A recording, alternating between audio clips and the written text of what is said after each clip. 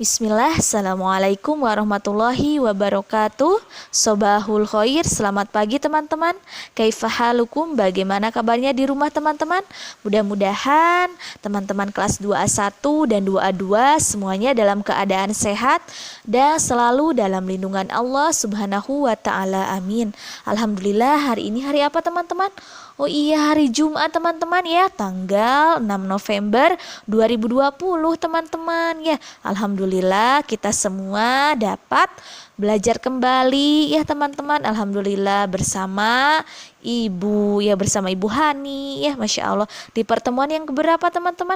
Yang ke-11 ya, Masya Allah. Dan hari ini kita masih mengenal azan dan iqomah untuk materinya. Kemudian temanya teman-teman kita masih tentang interaksi ya, Masya Allah. Alhamdulillah. Nah, di sini selanjutnya Ibu akan menjelaskan tentang keterkaitan materi dengan tema ya.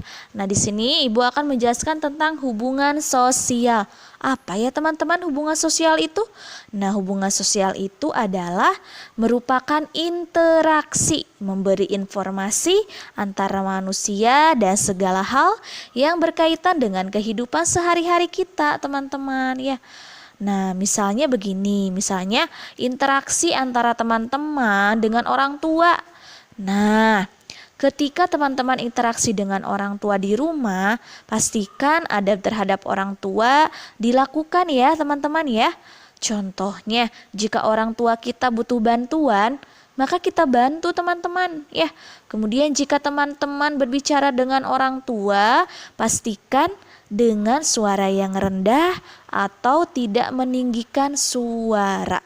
Hal itu merupakan contoh adab interaksi kepada orang tua, karena berbuat baik terhadap orang tua itu hukumnya wajib teman-teman ya. Jadi silahkan di rumah teman-teman ya, kita adab kepada orang tuanya selalu dilakukan. Dan barokallahu fiik teman-teman apabila sudah melakukan adab terhadap orang tuanya di rumah ya. Masya Allah, alhamdulillah. Baik teman-teman, di sini Ibu akan menjelaskan tentang isi materi. Yang pertama, teman-teman minggu kemarin kita sudah membahas tentang bacaan-bacaan dan gerakan-gerakan ketika sholat. Alhamdulillah.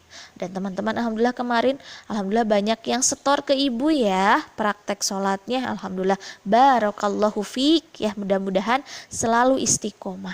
Nah, hari ini kita akan membahas tentang makna, fungsi, dan hukum azan dan iqomah teman-teman ya. Yuk kita lihat teman-teman ya. Nah, yang pertama Ibu akan menjelaskan tentang makna, fungsi, dan hukum azan. Nah, tahukah teman-teman apakah makna azan itu ya? Azan adalah panggilan untuk melaksanakan sholat berjamaah, dan kita selalu mendengar azan sebelum sholat 5 waktu teman-teman ya. Alhamdulillah, Masya Allah. Kemudian, dan tahukah teman-teman apakah fungsi azan itu ya teman-teman? Apa ya fungsinya azan itu ya? Nah, fungsinya itu adalah sebagai pemberitahuan kepada kaum muslimin bahwa telah tiba atau masuk waktu sholat. Jadi ketika kita mendengar azan, maka itu pemberitahuan untuk kita sebagai kaum muslimin agar kita sholat ya, waktunya untuk sholat ya, seperti itu. Kemudian apa ya teman-teman hukum azan itu? Nah, hukumnya itu adalah fardu kifayah. Nah, waktu itu Ibu sering menjelaskan tentang hukumnya adalah fardu kifayah. Fardu kifayah. Nah, fardu kifayah itu artinya adalah pada satu daerah tertentu harus ada seorang muslim yang mewakili masyarakat untuk azan ya. Jadi kalau misalkan waktunya untuk azan ya, minimal harus ada yang mewakili untuk azan itu sendiri ya. Entah itu misalnya keluarga kita ataupun tetangga kita teman-teman ya, seperti itu. Kemudian yang kedua, Ibu akan menjelaskan makna, fungsi, dan hukum iqomah. Nah teman-teman, apa ya makna iqomah itu? Teman-teman tahu tidak?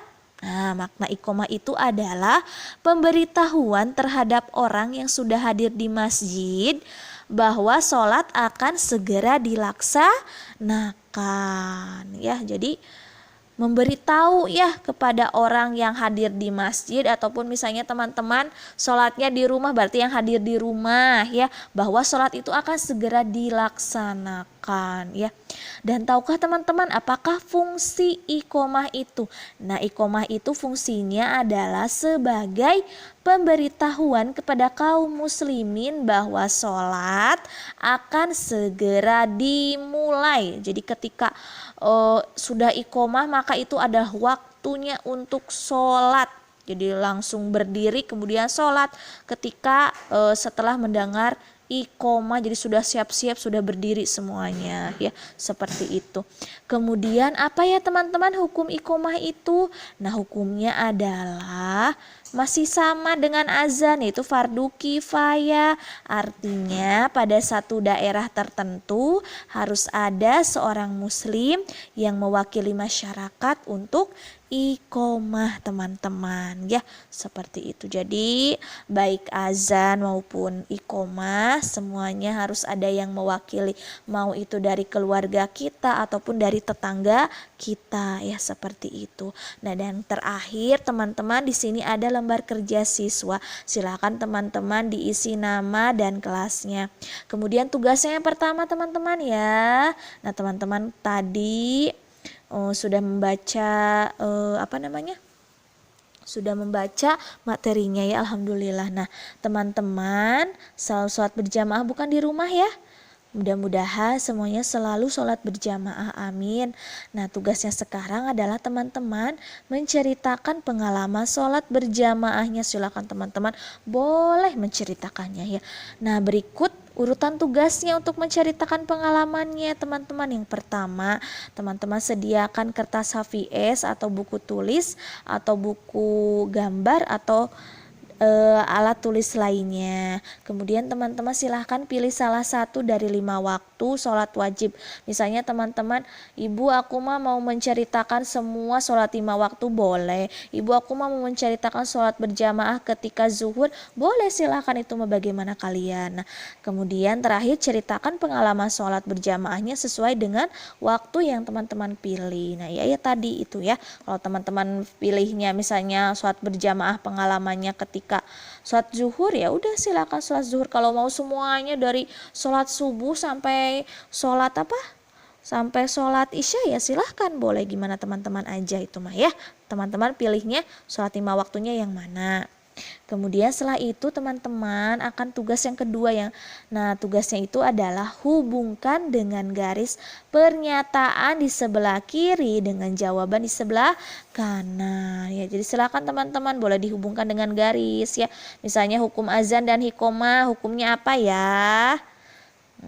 Hukum azan dan iqomah itu apa maksudnya? Nah, teman-teman boleh dipilih jawabannya. Ada fungsi azan, ada makna azan, ada fungsi iqomah, ada makna iqomah ya, dan yang lainnya. Nah, silahkan teman-teman pilih yang mana. Nah, kalau sudah dipilih jawabannya boleh digaris ya sesuai jawabannya, seperti itu ya. Masya Allah, barakallahu fiik teman-teman ya, sudah mendengarkan ibu, menyimak ibu dari awal ibu menjelaskan sampai lembar kerja siswanya ya. Dan jazakillah khair kepada Ummu dan Abu selalu mendampingi Ananda kelas 2A1 dan 2A2 dalam belajarnya di rumah. Masya Allah, alhamdulillah, barakallahu fiik.